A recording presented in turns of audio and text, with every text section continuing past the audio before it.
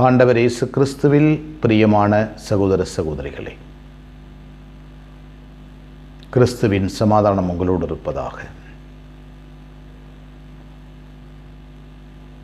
இறுதி நாள் இரண்டாம் வருகை எப்படி இருக்கும் என்பதை இன்றைய இறைவாக்கு சொல்லுகிறது.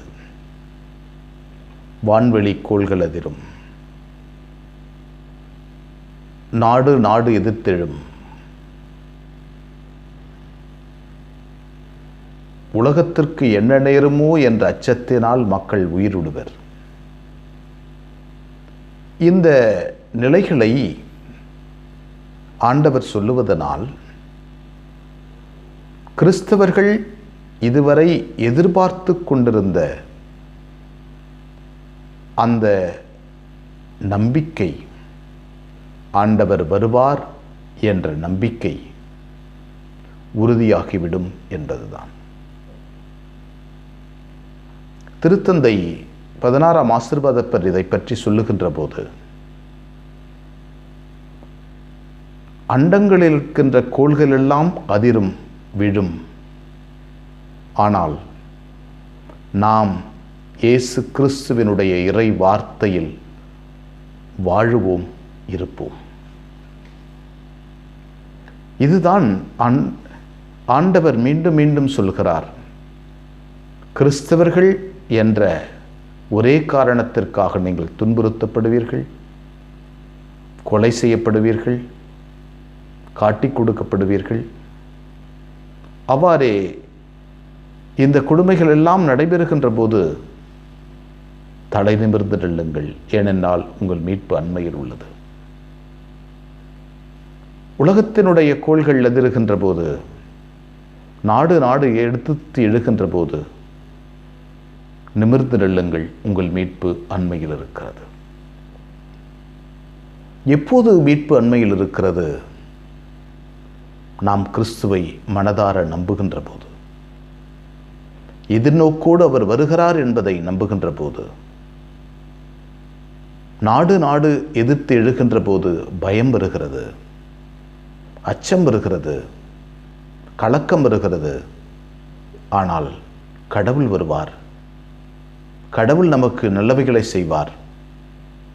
கடவுள் நம்பிக்கையோடு இருந்தால் அவர் வந்து நமக்கு எல்லாவற்றையும் செய்து முடிப்பார் என்ற ஒரு எதிர்நோக்குதான் என்ற இறைவாக்கு நமக்கு சொல்லுகிறது.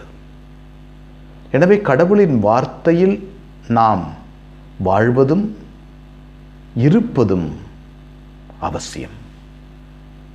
கடவுள் வார்த்தை நமக்கு கொடுக்கப்பட்டிருக்கிறது. அந்த வார்த்தையை வாசிக்கவும், அதை பின்பற்றவும், அதை பிறருக்கு கொடுக்கின்ற போது கிறிஸ்துவோடே நாம் வாழ்வோம். நம்முடைய நம்பிக்கை எப்பொழுதும் வீண் போகாது. அவர் நம்மோடு பயணம் செய்வார், நம் அருகில் இருப்பார். நம்முடைய புனிதர்கள் எல்லாரும் இப்படித்தான் வாழ்ந்தார்கள், நம்பிக்கையோடு இருந்தார்கள், விசுவாசத்தோடு வாழ்ந்தார்கள், விண்ணகத்திற்கு சென்றிருக்கிறார்கள். நாமும் விசுவாசத்தோடும் அவர்களை பின்பற்றி வாழுகின்ற ஒரு நிலையை தான் இன்றைய இறைவாக்கு மீண்டும் மீண்டும் அறிவுறுத்துகிறது. ஆண்டவர் கண்டிப்பாக வருவார், உங்களுக்கு கூலியை கொடுப்பார். அந்த கூலி நீங்கள் செய்கின்ற வேலையின் நிமித்தம், உங்களுடைய கண்காணிப்பின் முன்னிட்டு, உங்களுடைய விழிப்புணர்வின் முன்னிட்டு, நீங்கள் வைத்திருக்கின்ற தயாரிப்பின் முன்னிட்டு ஆண்டவர் கூலிகளை கொடுப்பார். எனவே தலை நிமிர்ந்து நில்லுங்கள். தலை நிமிர்ந்து நீங்கள் இருக்கின்ற போது உங்கள் மீட்பு அண்மையில் இருக்கிறது. எவ்வாறு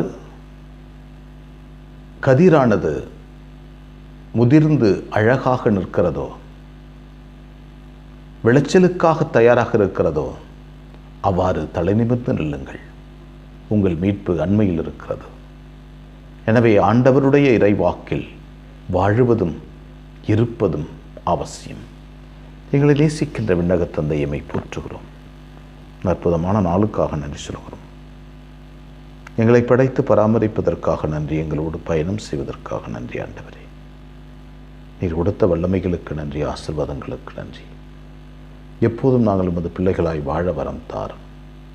உமது தெய்வீக சக்தியில் நாங்கள் வாழவும், திருமுன்னிலையில் வாழ்நாளெல்லாம் நிலைத்திருக்கும் வரம் தாரும். உமது வார்த்தை எங்களை வழிநடத்தவும், உமது வார்த்தையின் ஒளியில் எங்கள் வாழ்க்கையினுடைய அர்த்தத்தை கண்டுபிடிக்கவும், வார்த்தை கொடுக்கின்ற சக்தியிலே நாங்கள் வாழ்நாளெல்லாம் வாழவும் எங்களுக்கு வரம் தாரும். அன்னை மரியே, எங்கள் அன்பு தாயே, திருமகனிடம் எங்களுக்காக இடைவிடாது பரிந்து பேசும். ஆமென்.